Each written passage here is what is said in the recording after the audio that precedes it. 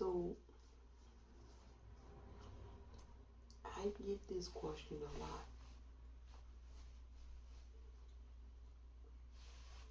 And it says, why doesn't China do a quarantine instead of a lockdown?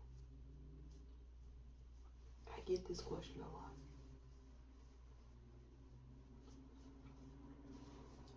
And basically this question gets asked because there's a lot of ignorance as to what the zero COVID policy really is about in China and how it works. And I get that because there's a lot of ignorance about China as a nation and what they've been doing with COVID mitigation. Basically, China does have a quarantine policy in place. And when you have a city of 35 million people, as there's a lot of cities in China with 35, 40, 50 million people, it's hard to enforce quarantine. Because, think about it, quarantine is on the honor system. It really is. Is somebody saying that they're going to self-isolate and quarantine? But there's no enforcement mechanism to ensure that they do it, right? It's kind of like Americans when they said 15 days to slow the spread. Yes, a lot of people were off the roads. A lot of people didn't go outside. But there was a number of people who did. There were a number of people acting like it was 1999, not wearing masks. There were a number of people getting into other people's spaces, infecting them. I famously remember the story of a bus driver. He was wearing his mask on the bus. I think it was Detroit. He was wearing his mask. And there was a passenger who got on the bus refusing to wear the mask. And they were coughing and sick. And this was before they had the plexi shield protectors and all of that equipped on the bus. He asked the rider to get off the bus, and they refused. Kept coughing near it. Now we know a mask is not foolproof. Absolutely not. It's some protection, but it's not foolproof protection. And he contracted COVID. And a couple of days later, he succumbed to it. See, that kind of irresponsibility. Had everybody just got on the bus wearing a mask, that driver might have survived. But he was an essential worker. Think about this. He was an essential worker doing what needed to get done. Being responsible, but other people were being irresponsible.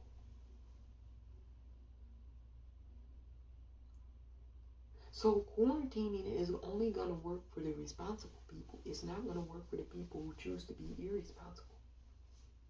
They're still not going to do it. And therein lies the problem. That's what China is facing. There are millions of people who are being responsible. But in a city of 50 million, say so, if you have 2 to 3 million who aren't, that's a large number. But 47 is larger, much larger than 3, right? And so what they'll do is they'll say the 3 million people who are protesting in a city of 50 million and act as though the majority of the people in the city support what they're doing, when they don't.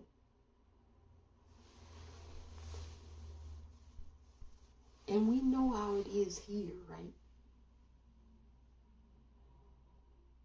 The voice of the minority gets amplified. And look, I think that's a good thing.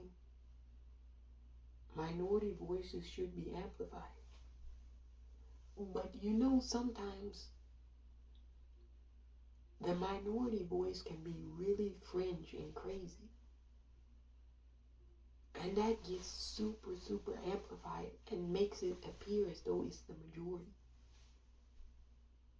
Give you an example. All of these internet conspiracies, most of them have very few hardcore followers. Yet they get amplified and blown up to the point where you think that a lot of people believe it. And that's really not the case.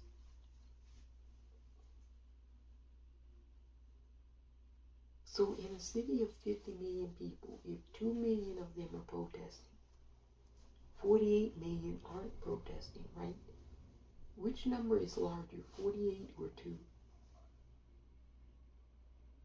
But the 2 million are going to be vocal and make a scene, right? The other 48 are going to continue to do what they need to do. So that's not newsworthy. The 2 million who want to go outside and make a fool of themselves, that's newsworthy. See, it's no news in people being responsible. It's only news in people being irresponsible. Nobody ever goes and runs to the responsible people and say, hey, what do you think about being responsible? You think it's a good thing? Yeah, I think being responsible is a good thing. Boring, but somebody clowning, breaking out windows, saying they're tired of being cooped up in their house. They're going to make the news. Oh yeah. They're definitely going to make the news. Are the lockdowns, in your opinion, harsh?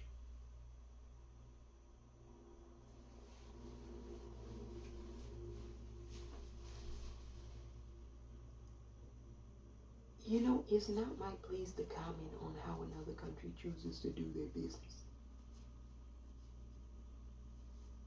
Nobody provides this commentary to America. So why should we provide it to other nations?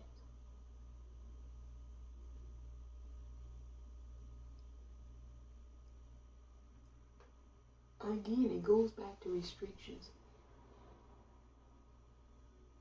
If data is showing that mitigation standards, such as what they're doing in China, are effective to slow the transmission, would you not abide by what the data is showing is working? Would you start doing something that you know is not going to work when you're doing something that's already working? So see, this is very complicated and people want to try to act as though it's not. But it is. The data that they're looking at shows that their mitigation strategies are slowing the transmission spread. Now, whether their data is accurate or not, that's for them to determine. But the public health experts have said it's pretty accurate. And it's slowing the transmission. Now, when they went outside, and they sort of kind of lax on the quarantine part, now the transmission is going up a bit. It's still far lower than us at our peak. Much, much, much lower. But remember, they have a zero COVID policy. So if you go from having a handful of cases to 30,000 cases in one city in less than a few days, if you're the Chinese, you're going to go in there and you're going to lock it down and figure out what's going on. That's just how they do their investigations. They try to contain and mitigate. We don't do that. We let all kind of shit happen. And then that's when it really becomes difficult to solve what the real problem is. So when they lock it down, it stays locked down for an indefinite amount of time. They don't tell the people when they're going to open it back up. Now, are you asking me if I feel that's harsh? Again, this is relative. Why do I say that? America said 15 days to slow the spread, but they knew. They good and well knew, Trump and Pence both knew that COVID was not going to stop spreading in 15 days. Then they moved it to Easter, right? Then they said at the end of April, right? Then they said by summer, right? They started saying that summer the heat was going to kill it. But the virus was in places, warm climates too. So that didn't make any sense. So they kept moving the target date to reopen, right? You remember all of this. Going back to your question, is it cruel to not tell people? I don't know. Was that cruel to continue telling people lies? See, people want to look at one side of the equation without looking at the alternative. Trump kept telling us we were rounding the curve, knowing he was lying, knowing we weren't rounding any curve. Straight up bold-faced liar. Now Xi could do that too. He could say, I'm going to lock down this city and we're going to open it back up next month. You could discover that there's 100,000 cases. Now you're probably not going to open it back up next month. But you've already told people you were going to do it. See, this is how people lose faith in leaders. Because they say one thing and they don't do it. So he can lose a lot of credibility by giving definitive dates of reopening. A lot of people tuned out what Trump was saying about COVID. Myself included, because it started to not make any sense. At the very beginning, the White House briefings on coronavirus, the task force, it was informative because he had nothing to do with it. When he started showing up, it became a clown show. It became less about information needed from the citizenry and more about his political antics.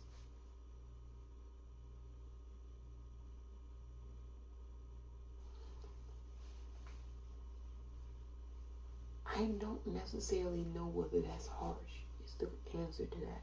To not tell somebody or to tell them something that you know is not necessarily the case and get their hopes up high. Trump got a lot of people's hopes up high when he said that he was going to be opened back up by Easter. That, I believe, really caused a lot of depression. Because America said we were going to open this nation back up by Easter of 2020. And then they said, no, we need about 15 more days. The end of April, we'll open back up for sure.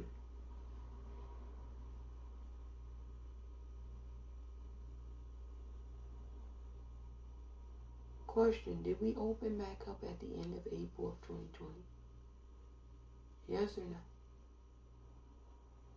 So that's a good answer and counterweight to Xi not saying when they're going to open.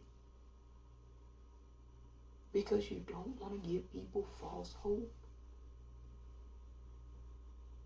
I think a lot of people lost faith in America. And I think if you go back and think about it, you can point to that moment when the entire government looked its citizenry in the face and said, we're going to open at the end of April, by Easter. And all of those dates came and they went. And now the damn thing changed. Except for the worse.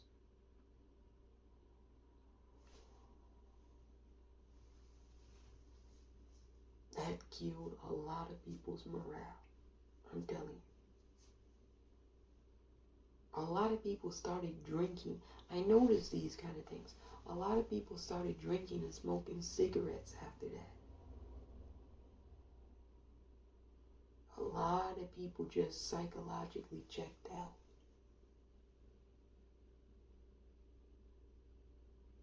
Because they had the expectation that this was going to go away quickly. America had told people that, knowing that wasn't the truth. So you want Chi to be a liar like you. I don't know. I'm not going to judge and say whether it's harsh or not. Of course, at the time, it feels harsh, yes. The uncertainty of it, yes, that feels harsh. I'm not going to lie. That is harsh. The feeling of not knowing. But the feeling of knowing and then it not coming to fruition is also just as equally damaging and harsh. So you're asking me to judge between something that's equally as detrimental? I don't know.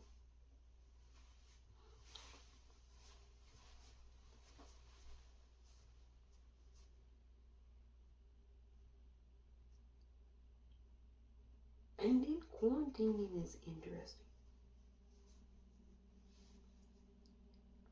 At first, we didn't have enough data about quarantine, right? You remember, some people were saying you needed to quarantine for 3 days. Then it became a week, 14, 15 days. You remember the dates kept changing. And a lot of people said, oh, aha, this means it's fake. No. I hate to break it to the news of the unscientific, but it means that there's more data being found and discovered, inputted into the system. So it ultimately turned out to be around a 10 to 15 day mark of isolation. Now, I don't know about you or anyone, but isolating by yourself for 14 to 15 days in a hotel room with nothing to do, a lot of people just didn't do it. They couldn't do it. And unless you were monitoring everyone, in some countries they were heavily. Here in the States, they didn't care. You could go wherever you wanted to go. And then people wondered why the virus spread so quickly here. The irresponsible people didn't sit down, that's why. They contracted the virus and then they spread it to others. Some of them knowingly. This is what really irked me. I'm going to tell you what I think, and then you all can tell me what you think. This is what really irked me the wrong way. There were people who knew they had COVID and purposely went around other people infecting them. Like they knew they had tested positive. This is when tests weren't all that reliable, but they still were doing it. And if you tested positive or you were testing, you pretty strongly knew you were feeling sick. These bastards knew they had COVID, had tested positive, and said, I'm still going on my vacation. I'm still going around my friends. I'm still going to see my relatives. I don't give a fuck.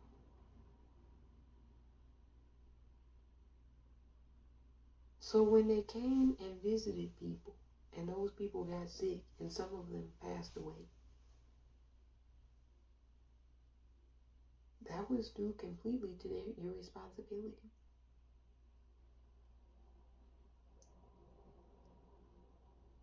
At that point, they were suggesting wearing masks. At that point, they were suggesting socially distancing. And there were people that completely ignored all of the public health guidelines, all of them. Not some, not one, not two, all. You remember in the early days, there were a lot of people that said COVID was a hoax. It was a conspiracy. The virus was not real.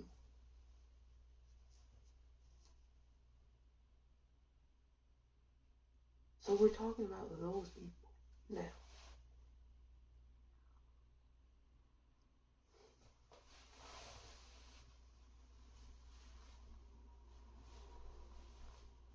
Do I think that quarantine will work instead of a lockdown in America?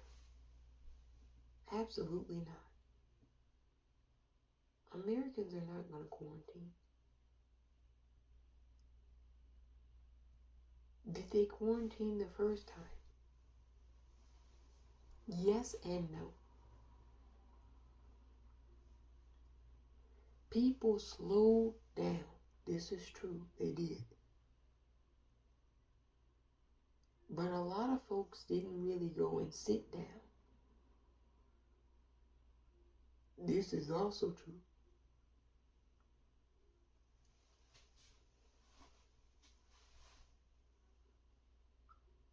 Will a lockdown work in America? Define work. What do you mean by that? Will it work? What would be the purpose of locking down America? See, we have to start there. What would be the purpose of locking it down? In my opinion, if they lock down America, it would be because it was really necessary to do it. Like bad shit will have really happened before they decide that we definitely need to do it kind of situation. They're not going to do it right now, and it's bad as hell. So you know things got to get far worse. Now, China is all about prevention, right? They like to take preventative measures. They're for zero COVID. And America kind of scoffs at them and says, well, you can never get rid of COVID completely. And China fires back that you know you can better manage COVID. So it's this back and forth tussle between America and China. One says you can't eliminate it, the other says you can better manage it. And it's not the case that both aren't correct, because they are. The Americans are correct. You cannot get rid of COVID. Not in the sense that we think of. And the Chinese are correct. You can better manage it. So both arguments are correct. It doesn't have to be an either or. But what we find is this.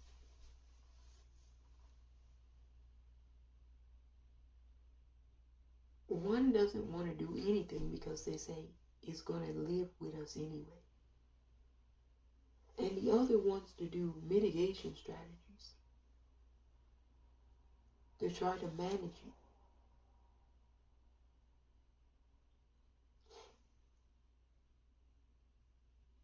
Now let's go to the principle it's going to be with us anyway. Let's go with that principle.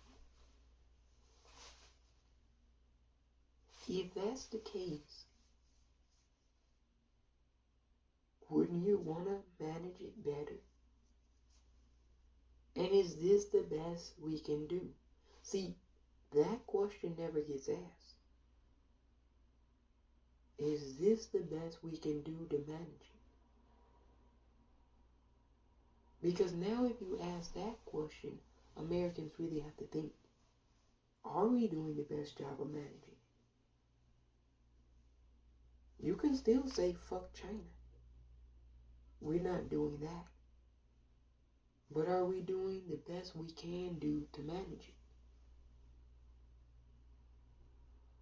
What could we do that maybe China is not doing to better manage it? I'm not saying China has all the answers. But we don't have any good answers, do we now? We're just opposed to all mitigation and restrictions and pretending as though that's an answer when we see the results that it's not.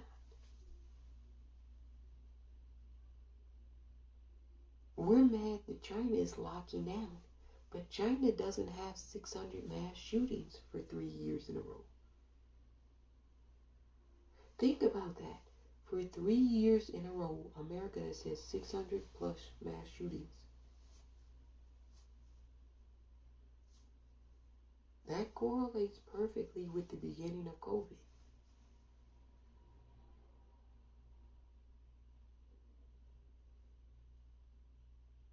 So now is it a reasonable trade-off to have the strict measures to avoid this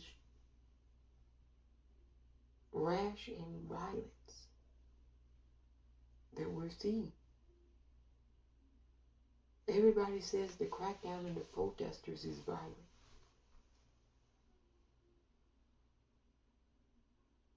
Like going into a Tops grocery supermarket and shooting people who happen to be black isn't.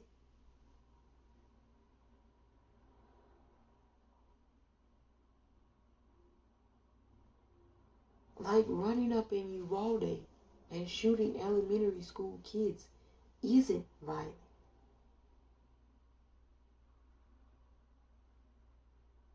You know what I mean?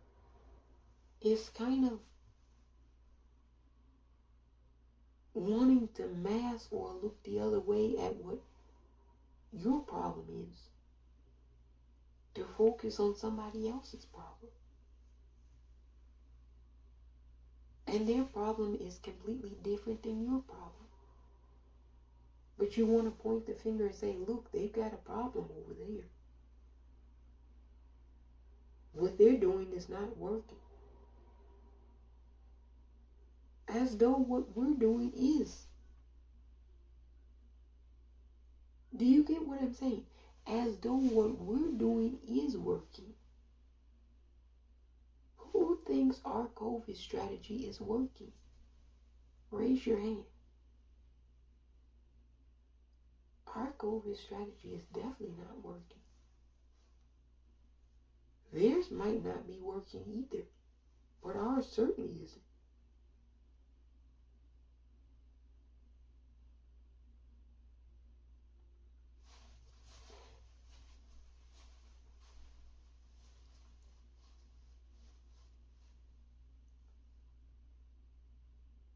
We don't like being told what to do.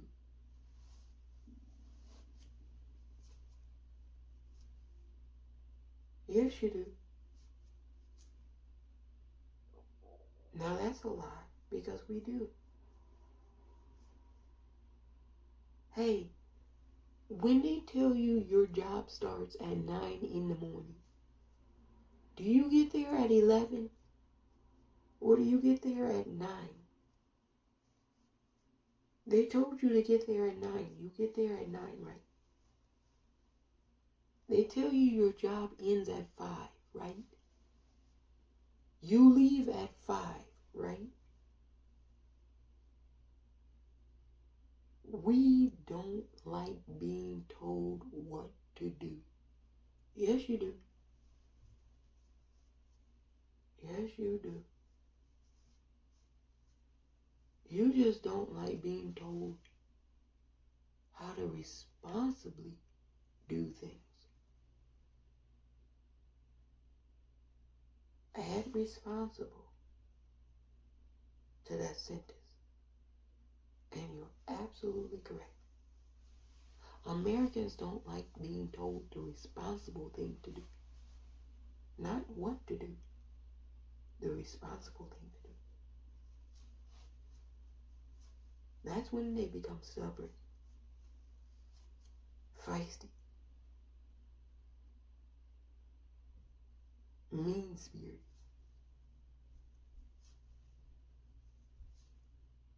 They don't want to be told to do the responsible thing.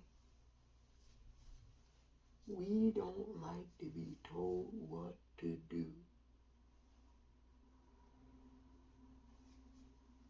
What a load of crap.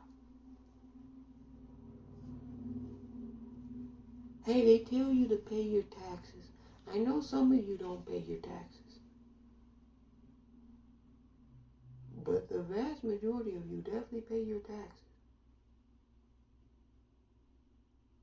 They tell you rent is due on the first, between the 1st and the 5th of the month. You don't pay your rent. You see what they do to you, right? Evict you. Kick you out. We don't like being told what to do. No. You don't like being told the responsible thing to do. You put responsible on there. And you summarized America in a nutshell. You get an A+. No, you tell an irresponsible bastard to do something responsible, and they come outside with an AR-15 talking about they're going to shoot everyone.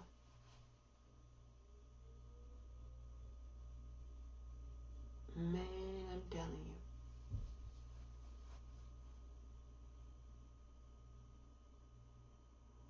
A lot of y'all are lucky I'm not the leader.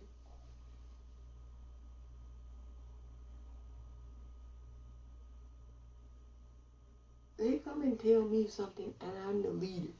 They come and tell me, hey, there's some folks outside saying they don't like what you're saying and they're going to shoot people because of it.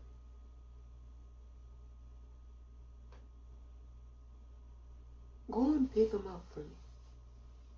All of them? Yeah, go and pick up all of them. And you take their guns away from them, okay? And bring them here. Let me try to talk to them. Hey, they told me you don't want to do something and you want to shoot people.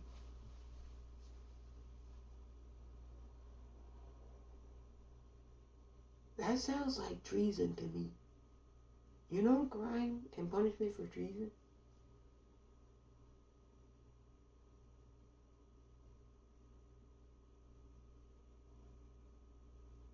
See, sometimes you have to put your foot down on stubborn people.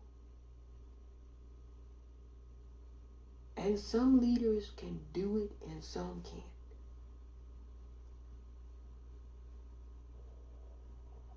Leading a lot of people is difficult. It's not easy. You're always going to have people who are your detractors, your haters. To begin with, they didn't support you. Now you're telling them, hey, in a moment of crisis, you have to do this. You know what they're going to say. Fuck you. Who are you to tell me what to do? Sometimes you can't give people options.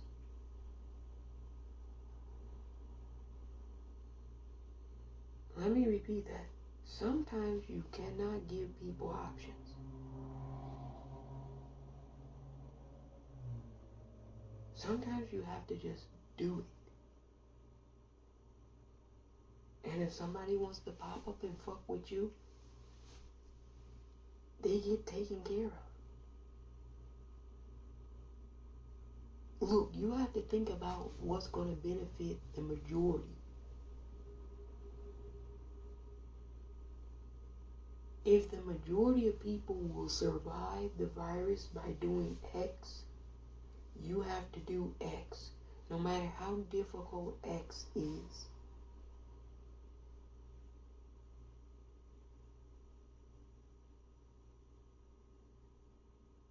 You know what I mean? If they come and tell you, hey, if you do this, 48 million people will live. We might lose 1 million. But if we don't do this, we could lose 38 million. But there'll be people upset if you do it. But we could lose 38 million if you don't.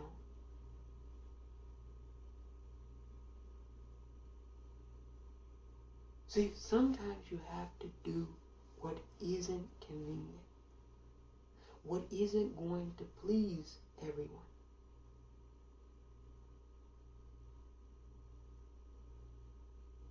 A lot of people are not going to be pleased by a lockdown.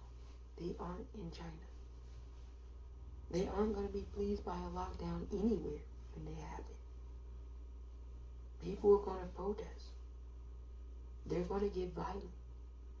They're going to say it's unnecessary. But they said that the first go round, and we saw what happened, right? You think the second go round is going to get any prettier?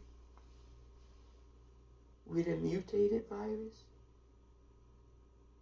Really? Who are we kidding here?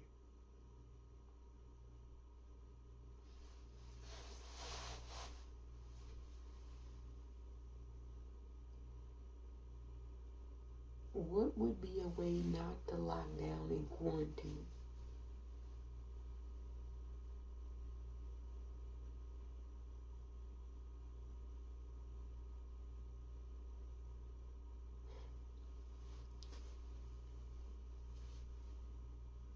I don't think anybody has a way not to do that. I really don't. I've thought about that. Is there a way not to do a quarantine and a lockdown with COVID? No, there isn't.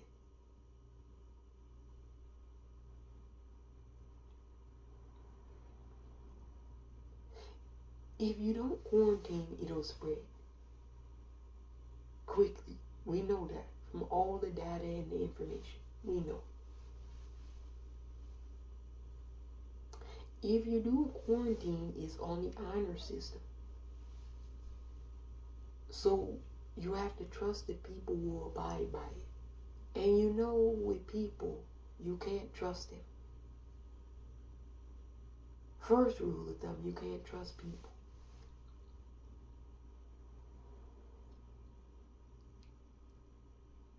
The lockdown is necessary because the quarantine is not working. I would assume that's how I would see it. A lockdown would be necessary because a number of people are breaking the quarantine. Or even if they're quarantining, they're still finding a way to get sick, which is possible.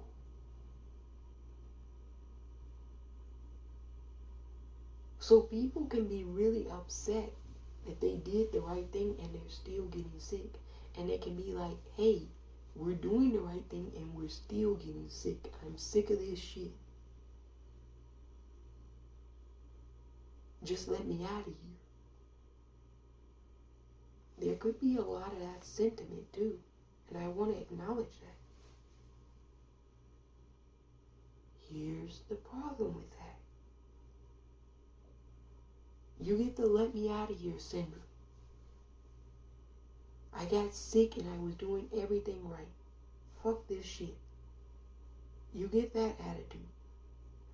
Okay. There were a lot of people though that didn't get sick.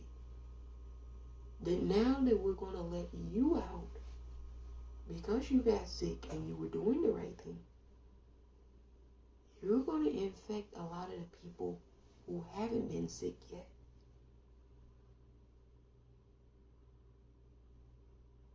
See, that also you have to think about.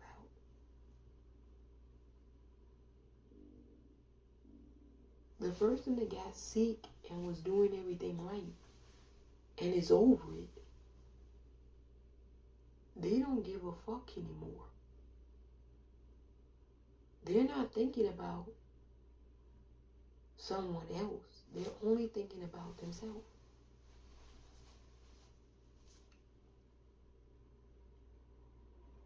Is the role of government to be altruistic?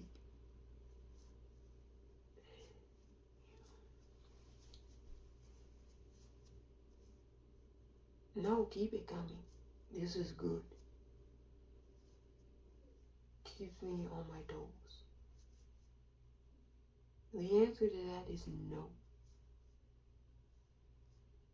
But this is not a governmental crisis. It's a public health crisis. And the role of public health is to keep the public healthy. Look, the public health experts advise the government to do this. Don't get it twisted. The government didn't know what the fuck to do. They listened to the experts. People who study these things know how viruses and diseases spread. I know Americans have a disdain for scientists, which is crazy. But they're the experts. They're charged with keeping the public as healthy as they can.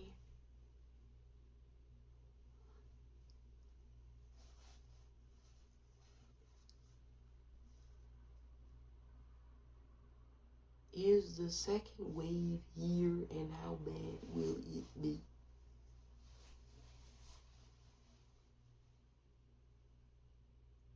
This is like almost like the 6th or 7th wave at this point. And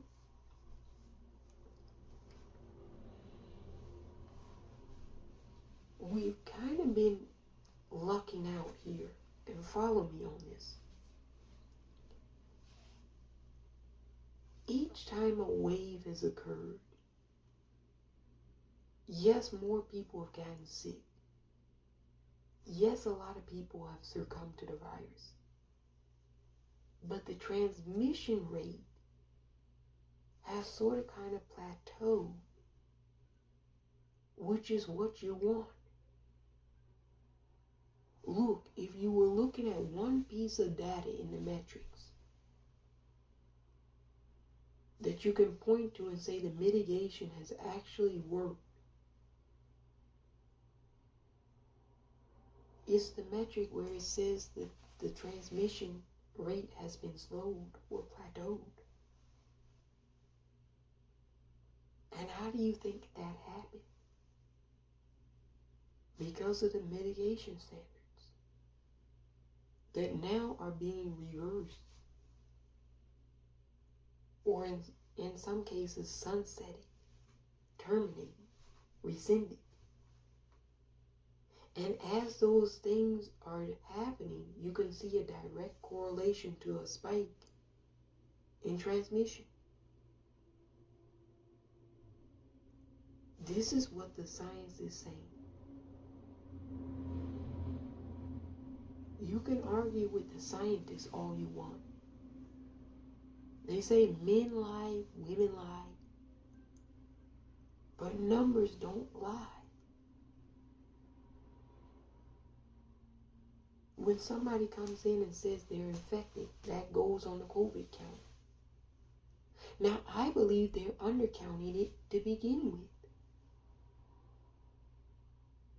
But even with the numbers they are giving the scientific community, you can see a correlation between the opening phases, when people are rescinding these mitigation strategies, and the uptick in transmission. It's a direct correlation.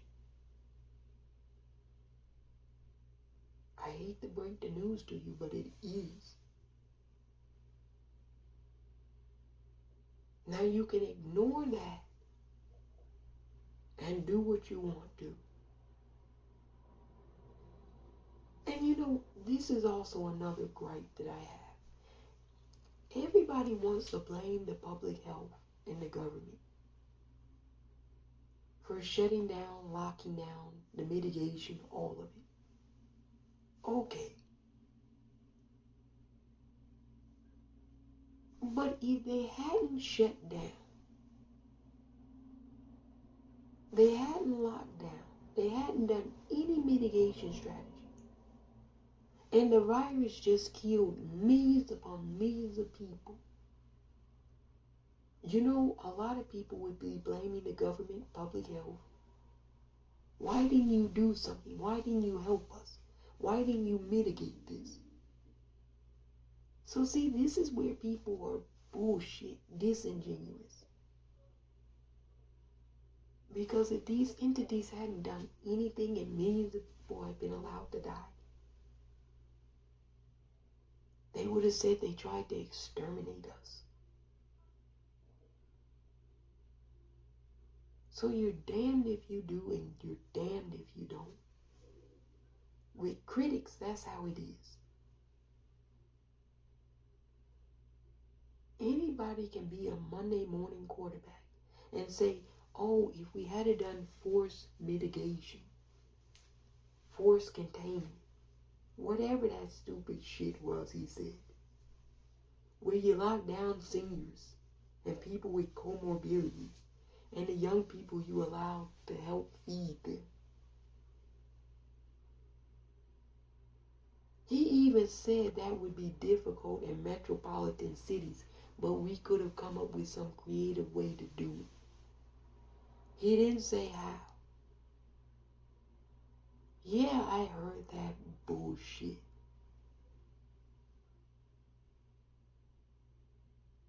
People got the nerve to sit there and pass that paper along. Like that's some credible scientific thought. What young people were going to go and get food and deliver it to elderly people in Chicago? I mean, Los Angeles, think about that.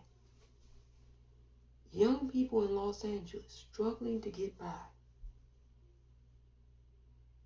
are going to give food to the unhoused people? Huh? He even said, oh, it would be difficult to do this in Los Angeles. I said, difficult is not the objective word here. More like impossible.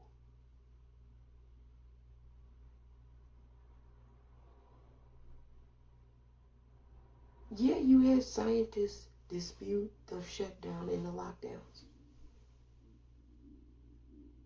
and come with some novel theories as to what we could have done.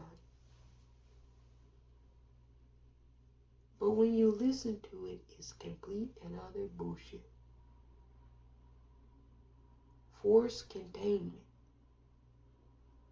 Locking down the elderly and people with comorbidities.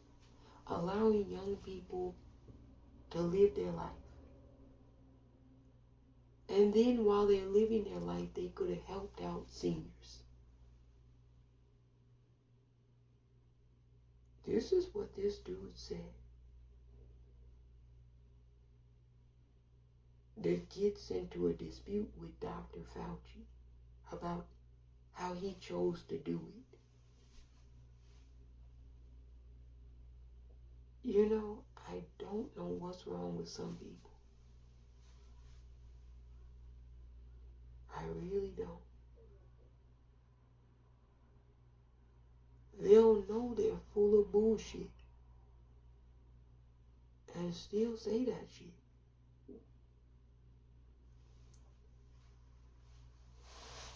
It's kind of like 15 days to slow the spread.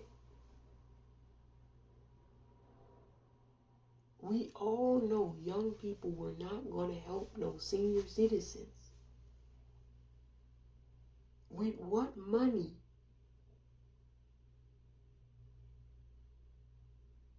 And then they said, well, the senior citizens could have given the money to the young people and gone out, and the young people brought them food. And then he gave a scenario of places like Idaho where that could have happened. Okay, it's possible in Idaho.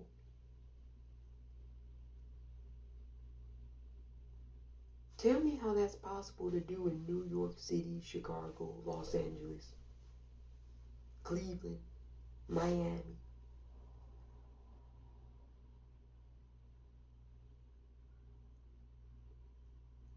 So in major areas where a lot of people lived, it would have been impossible. Not difficult, improbable to impossible. If we're living in reality, and we have to live in reality now, we can't live on Fantasy Island. And I think far too many Americans want to live on Fantasy Island. Want to live in some delusional reality where we know the things that cannot be done are espoused and pretended as though they can.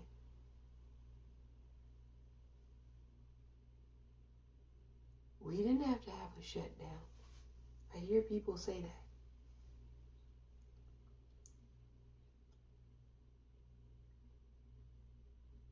Well, if people were getting sick and not coming to work, weren't the businesses shutting down to begin with?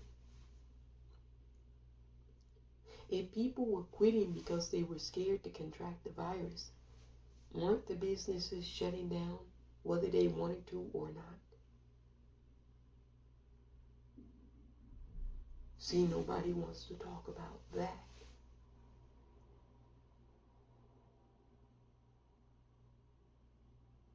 Maybe it was a forced shutdown due to circumstances, due to the virus. So whether you wanted to shut down or not, the circumstances dictated where you had to. People don't want to talk about that, but that's important.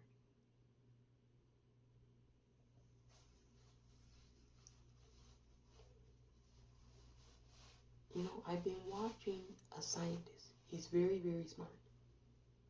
He's been giving updates about coronavirus based off of the medical research papers.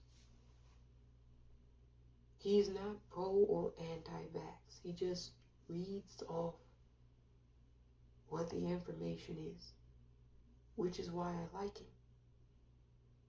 Because you need more people to just read the information. You can take the information however you want. Just give it to me what it is. And he tells you whether these things have been peer reviewed. He'll read off information about things that are critical to the vaccine, as well as things that are pro, because you're having documentation written both ways in these scientific reviews. Things like hydroxychloroquine. That's been peer reviewed by multiple different countries have tried it. The horse dewormer. That's been peer reviewed. Multiple different countries have tried that drug. And what I like about this scientist is that he's just giving it to you the way it is. Now, I've learned so much about this virus.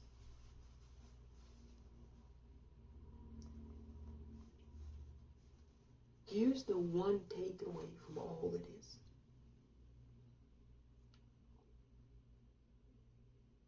Just when you think you know what the virus might or might not do, it seems to continue surprising even the scientists. They're like, we got it figured out here and here and here and here. And the virus does this. And they're like, damn, now we got to go back to the drawing board. When this thing mutates, it doesn't mutate like a regular virus. That's what's so odd about it.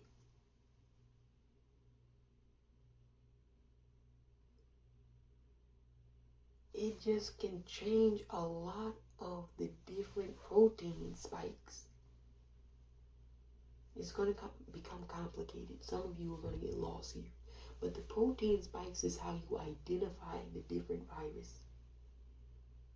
Which strain of the virus it is. It'll have a lot of the same similar protein spikes. But in one variant, it'll have 3 or 4 new protein spikes. And for most viruses, you have 1, maybe 0 new protein spikes. So it's easy to categorize it, treat it. This thing I have 4 new protein spikes that the old strain variant didn't have. And everybody's scratching their head going, what the fuck is this shit?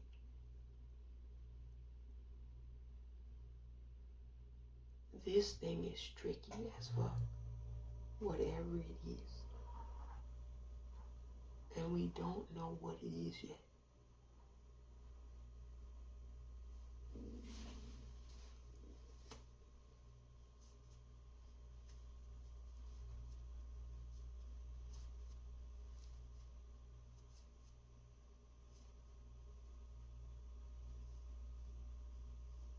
You know, I get asked this question.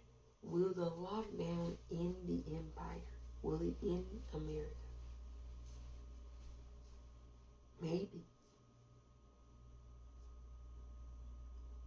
But will not locking down the country in America? Maybe. See, it's no definitive right or wrong answer here. You can't say doing one thing is going to be more detrimental than doing the opposite.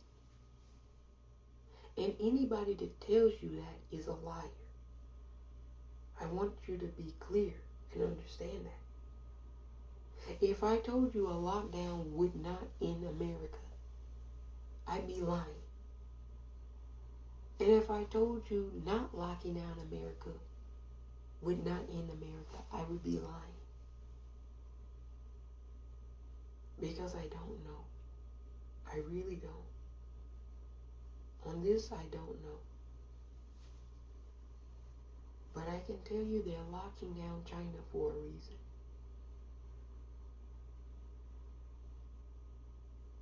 They're locking down that country for a reason. They saw something in the data that scared them. And they're locking that shit down. And they're not locking it down to spite us. At first I said, oh, these bastards are trying to starve us out.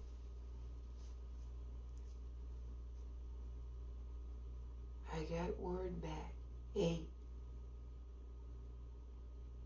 that ain't it. I said, how do I know that's not it?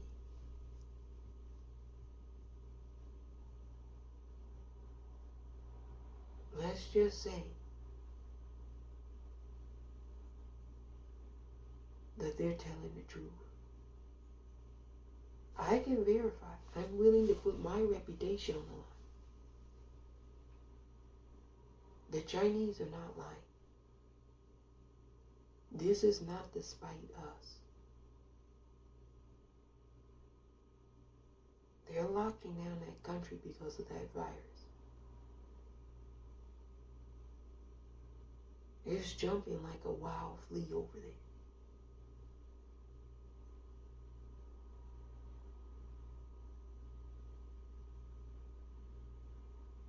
We gotta get ready to do what we need to do over here. Real soon.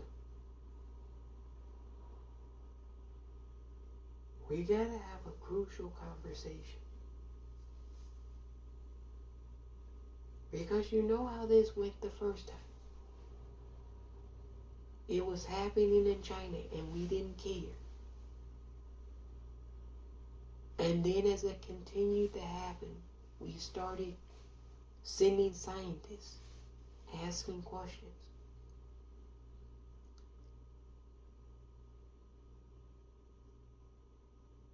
And then we waited to the last minute to do a travel ban.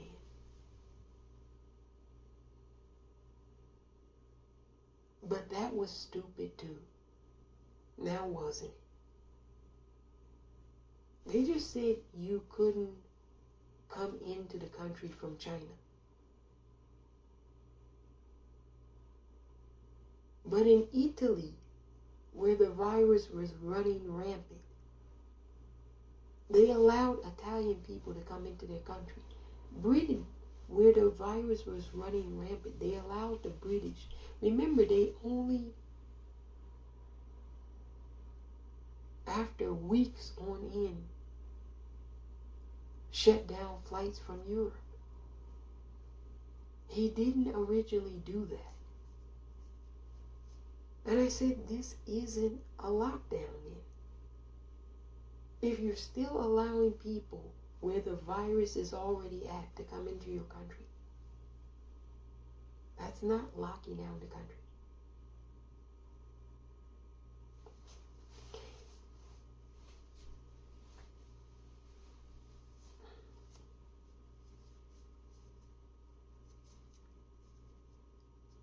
What do you think will happen when the lockdown happens?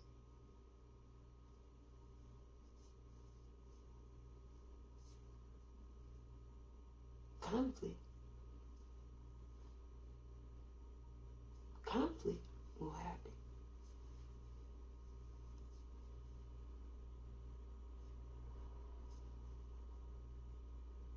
There's a lot of people who have convinced themselves that this is not necessary. That this is a government plot to take power from the people.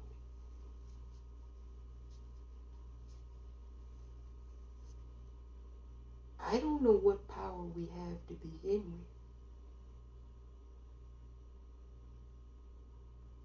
But I kind of don't think this is the government.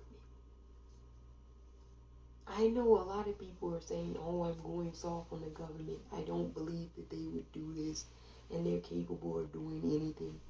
Yada, yada, yada, yada. Yeah, we're all capable of doing anything. Sing me a new tune.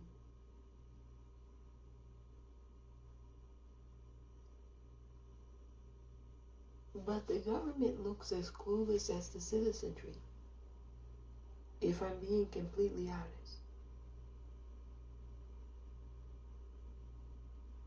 So if this was their plot, they sure could have fooled me. Because they don't seem like they know what they're doing now, do they?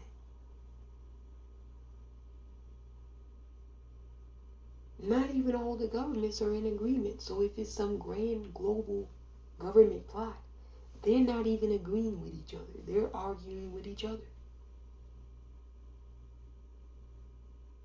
What, that's part of the conspiracy too? To make it seem like they're not in on it, but really are? See, this is when it gets a little laughable.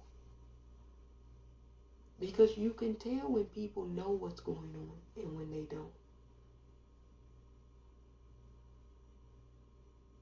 Trump didn't have a fucking clue. I don't think he was in on the plot. Bob is really bad. This is worse than the flu. I don't know what it is. Does that sound like somebody that knows? See, this is where you really, really have to start thinking. People have made government out to be God, and it's not. It's just a group of men who get together and really oftentimes make really bad laws that the rest of us have to follow. They're not gods. You all are giving them power that they don't really have. COVID is kicking all of their asses.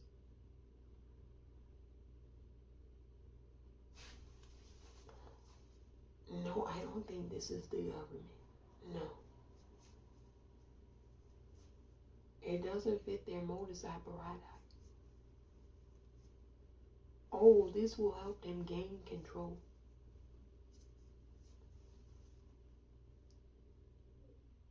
Really? Because you can easily lose control if millions of people in your city are protesting. I don't know if that's a credible idea or theory either. You really think the president of China enjoys watching people protesting by the millions in his country?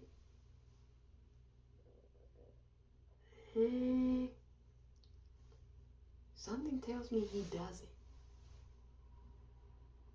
No, I don't think this is some plot. No. If it is, they're really doing a horrible job. Does it look like a smooth transition to you? If this is their big grandiose plot?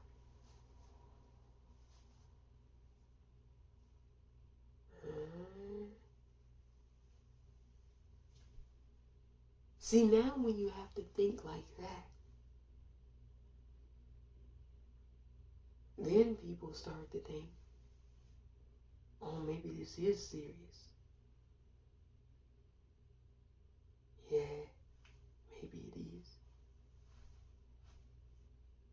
I tell you what, whether you wore a mask or didn't wear a mask, that shit psychologically affected you. Because you saw other people wearing that thing. And you were like, I don't need to wear it. But you know people that did need to wear it that passed away.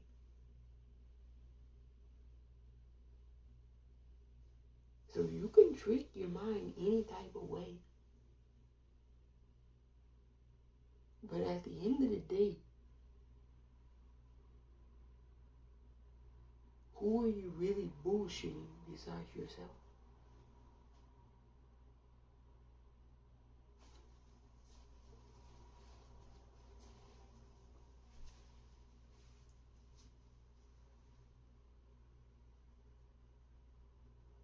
Should the lockdowns end after a certain level of transmission is reached in the community? That's how they were doing it, right? So they said if it rose to a certain percent, then they would shut it down. If it's stayed under a certain percent, then they would keep it open. And I thought that was really smart.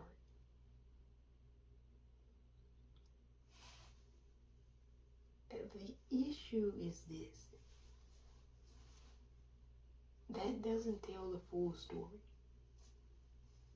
So say for instance, your community is low transmission. But another community, their transmission is high.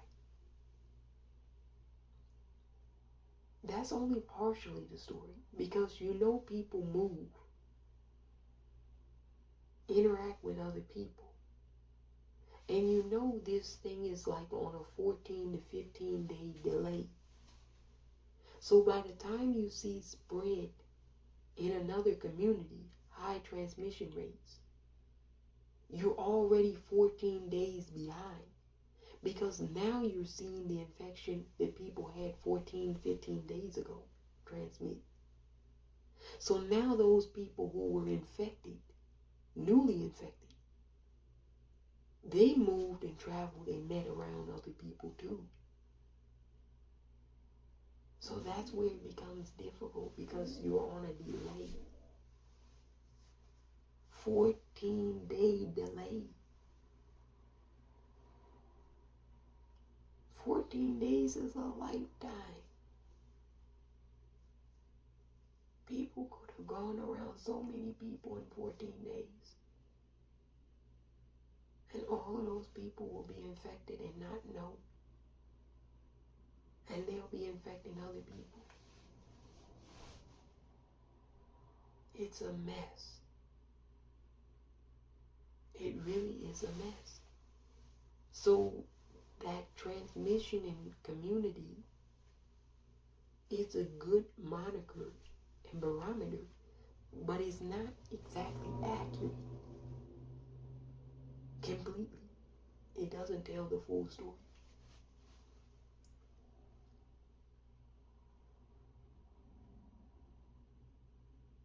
Can we beat this? I answered this in another video, but the answer to that is still we don't know yet. That's still undetermined. Can we beat it?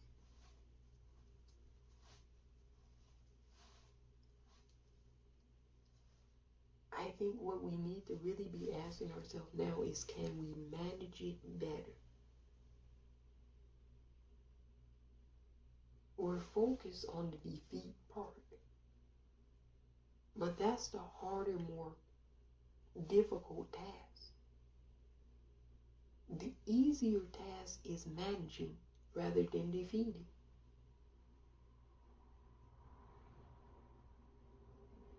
If you manage a mental health crisis, you don't have to defeat it. You're managing it.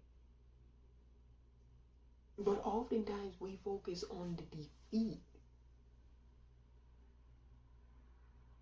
knowing that that's the difficult part, and we forget to manage it. And things go out of control because we have lack of management.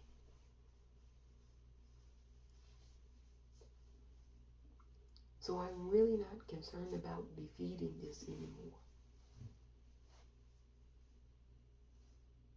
I'm more or less concerned about managing it and not defeating it.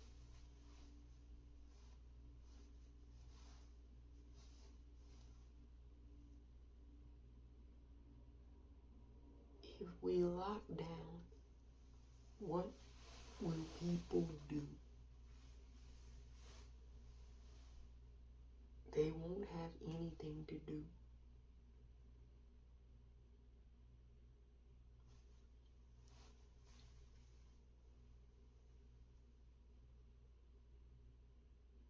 You know,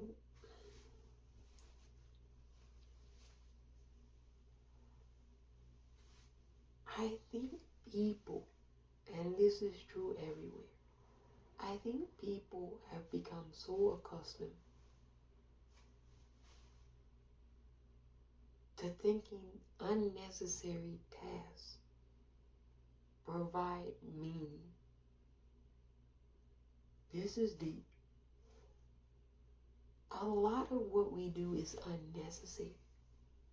All of us. But we ascribe great meaning to the unnecessary. What's really necessary is the survival of yourself. That takes precedent. Remaining healthy. That takes precedent. That in itself is a task, is a chore, is a job, is a responsibility.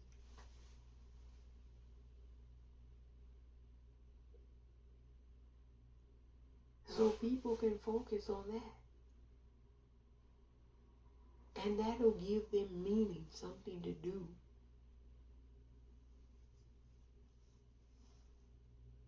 But a lot of times we want to focus on the unnecessary. The partying, the clubs, the concerts. All of those things are unnecessary enjoyments, gratifications. And I get in a society built like ours that they're hugely important to people. And I don't want to dismiss that. But what the ultimate necessity is of survival. I can survive without going to a Taylor Swift concert. I love Tay-Tay. And to see her perform Lavender Haze would be amazing. But I can survive without it. I can listen to Lavender Haze on YouTube, on the radio, on her CD. You get what I'm saying here? Or is this too over people's head? Too intelligent?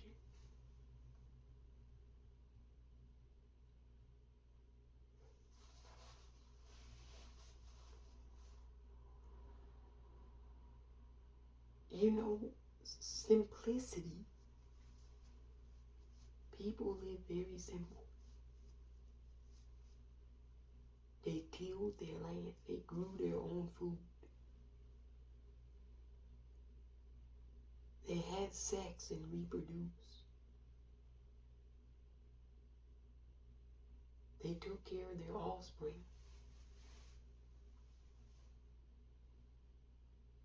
Taught them how to grow things, hunt, protect the village. And then they transition.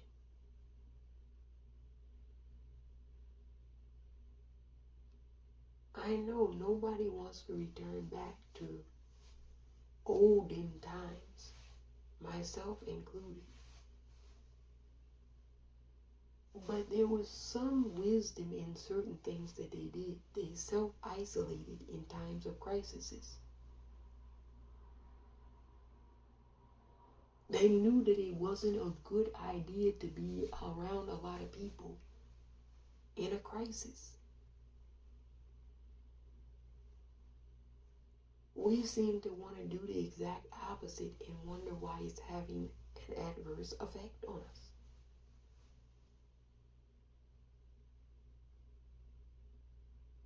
So I think we do have to go back to some of the ancient practices and ways. You know, the ancients say when they prophesied and predicted some of these things, they said everyone would have to self-isolate on the land. They were right. And they said that all of us eventually will have to go home.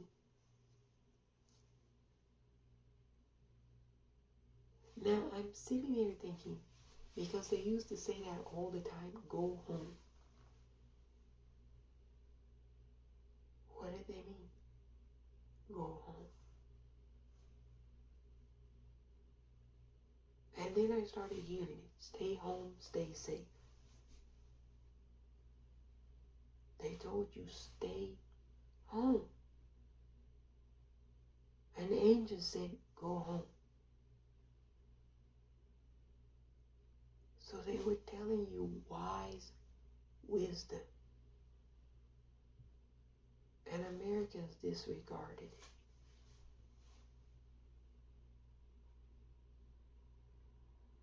it. And you see what happens when you disregard wisdom, ancient wisdom. You go outside and you look around.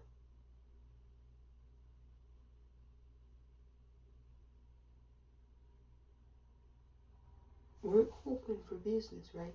We're open. But have you noticed there's businesses that are closed when they should be open?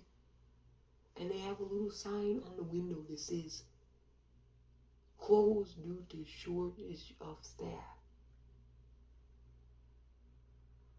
Sometimes they're closing early due to shortage of staff. But they're open.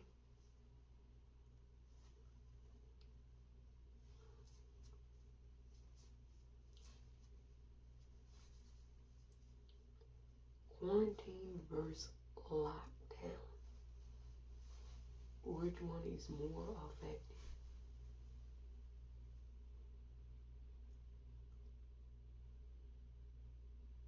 Nobody knows. I know a quarantine is on an honor system. And a lot of people in the general society are not honorable. If they were, I would think a quarantine would be far more effective. Far less invasive and intrusive. But we have a lot of people who aren't honorable in the society. Asking them to do something that is honorable.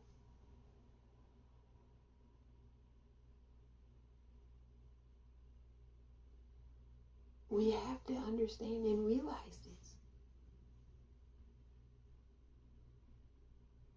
We have to acknowledge that. There are a lot of unhonorable people who were asking to be honorable. Hey, will you please be kind and empathetic towards others? And there's a lot of people who aren't kind and don't have any empathy.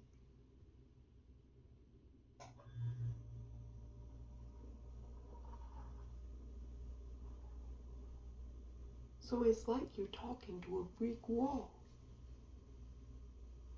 in a human body. Hey, you know you're supposed to be responsible, and they're starting to yell and curse at you. Don't you fucking know I'm not responsible, bitch? I don't have to wear no fucking mask, bitch. You all saw him outside, right?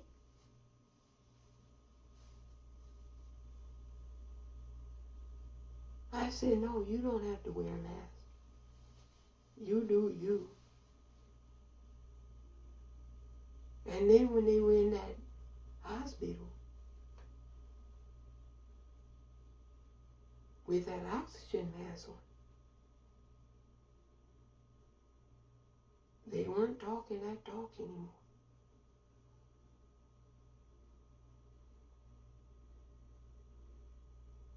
When the nurses told them, we cannot do anything for you, they're not talking that talk anymore.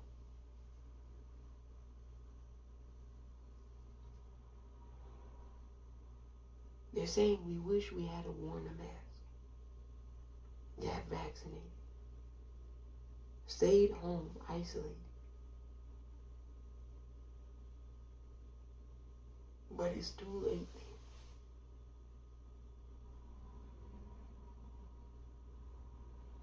I think prevention is key.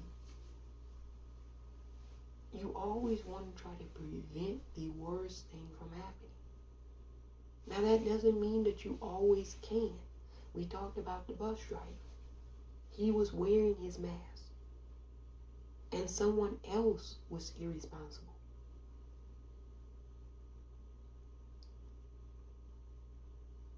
So even when you try prevention, it doesn't always work. Like quarantines in China. They're not effective always.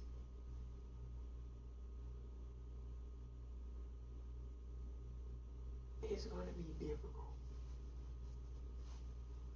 Whatever we choose to do is going to be difficult, and it's going to come with a price.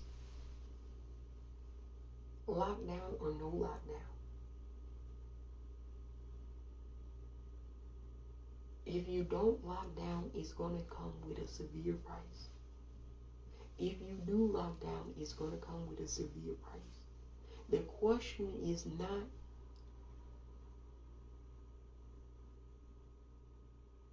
will it come with a severe price, because we know both outcomes will.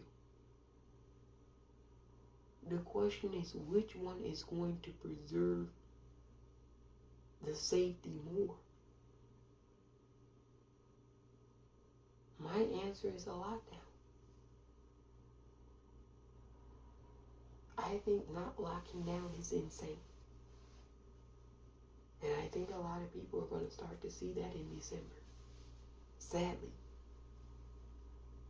Sadly, tragedy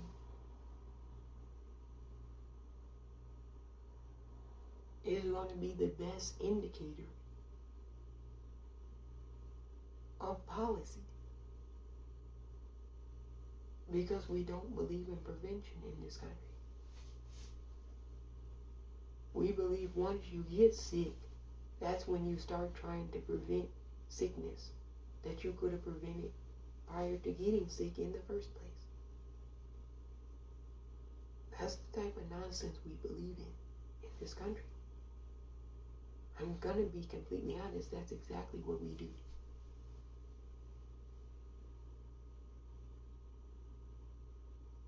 So for those of you who are responsible, prevention is key, and persistence is victory. It's tiring, it's draining, it's exhausting. But at the end of the day, it's worth it.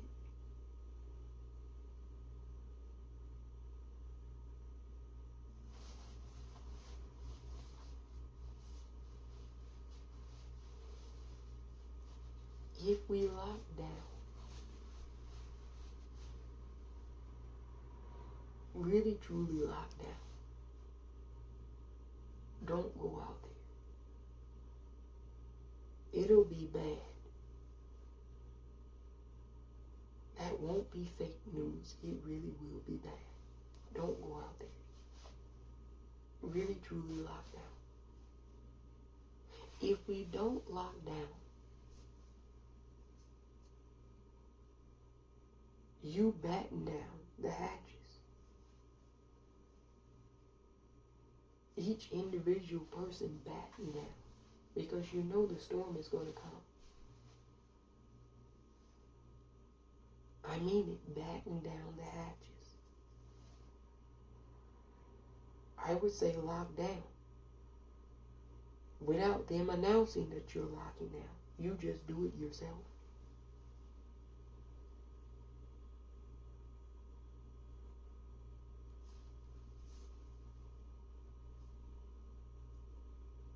I think we'll win eventually. I really do. I think we'll win.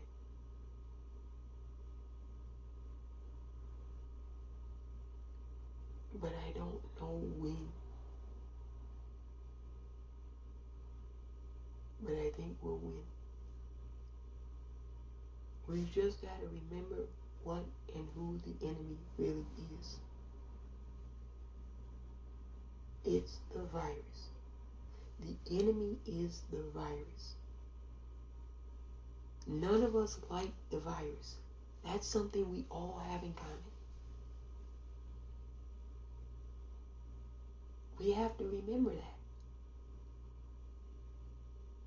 China doesn't like coronavirus. Everybody wants to focus on the mitigations policies as though they like doing anything. Nobody likes the virus. But everybody wants to focus on what people are doing to mitigate it and not to mitigate it. Try to keep some of that focus on the virus. I know it's difficult and hard, but that's the enemy. The invisible enemy, the virus. Coronavirus. COVID-19. SARS-CoV-2. That's our enemy.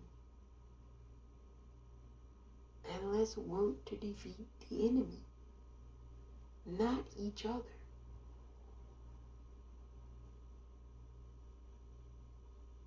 Whether we lock down or don't lock down, let's focus on defeating our mutual adversary, our nemesis. As people, let's work to do that. Because at the end of the day, the virus doesn't care what you are, what your philosophy, your gender, your sexual orientation, your ethnicity, your religion. It just needs a host to continue surviving. So let us think like the virus does. It wants to survive. We should too.